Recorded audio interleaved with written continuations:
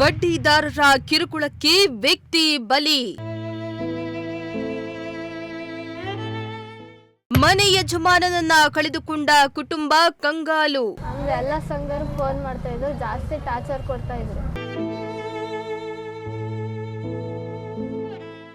ತುಮಕೂರು ಜಿಲ್ಲೆಯಲ್ಲಿ ಸಾಲಗಾರರ ಕಾಟ ಮಿತಿ ಮೀರ್ತಲೇ ಇದ್ದು ಮತ್ತೊಂದು ವ್ಯಕ್ತಿ ಬಲಿಯಾಗಿದ್ದಾರೆ.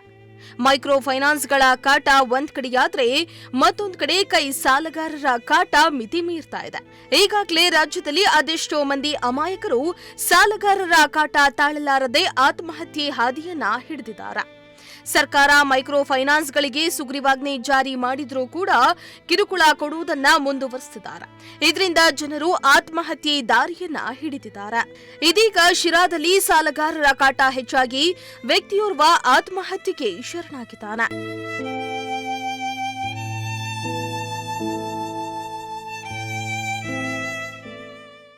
ಶಿರಾ ತಾಲೂಕಿನ ರಂಗನಾಥ ನಗರದ ಗುಡ್ಡದ ರಂಗಯ್ಯ ಎಂಬಾತ ಸಾಲಗಾರರ ಕಿರುಕುಳಕ್ಕೆ ಬೇಸತ್ತು ಇಂದು ಆತ್ಮಹತ್ಯೆ ಮಾಡಿಕೊಂಡಿದ್ದಾರೆ. ವ್ಯಾಪಾರ, ಮಕ್ಕಳ ವಿದ್ಯಾಭ್ಯಾಸಕ್ಕೆಂದು ರಂಗಯ್ಯ ಕುಟುಂಬ ಸುಮಾರು 7-8 ಲಕ್ಷ ಸಾಲ ಮಾಡಿಕೊಂಡಿದ್ರು. ನಿತ್ಯ ಮನೆ ಬಳಿ ಬಂದು ಸಾಲದ ಕಂತು ಕಟ್ಟುವಂತೆ ಪೀಡಿಸುತ್ತಿದ್ರಂತೆ. ಸಾಲದ ಹಣ ಕಟ್ಟಲು ಹಣ ಇಲ್ಲದೆ ಅವಮಾನ ಸಹಿಸಿಕೊಳ್ಳಲು ಆಗಲ್ಲ ಅಂತ ರಂಗಯ್ಯ ಅವರ ಪತ್ನಿ ಹೇಳಿದ್ರಂತೆ. ಇದನ್ನ ಕೇಳಿದ ರಂಗಯ್ಯ ಮನೆಯಲ್ಲಿ ಯಾರೂ ಇಲ್ಲದ ವೇಳೆ ಆತ್ಮಹತ್ಯೆ ಮಾಡಿಕೊಂಡಿದ್ದಾರೆ. ಸಂಘಕ್ಕೆ ದುಡ್ಡು ಕಟ್ಟಬೇಕಾಗಿತ್ತು. ನಾನು ಹೊರಗಡೆ ಬಂದು ಬಟ್ಟೆ ಒಗಿತಿದ್ದೆ. ಸಂಘಕ್ಕೆ ಹಿಂಗೆ ದುಡ್ಡು ಕಟ್ಟಬೇಕು, 10 ಜನನೂ ಬಂದಿಲ್ಲ, ನನ್ನ ಮರ್ಯಾದೆ ತೆಗಿತಾರೆ, ದುಡ್ಡಿಲ್ಲ.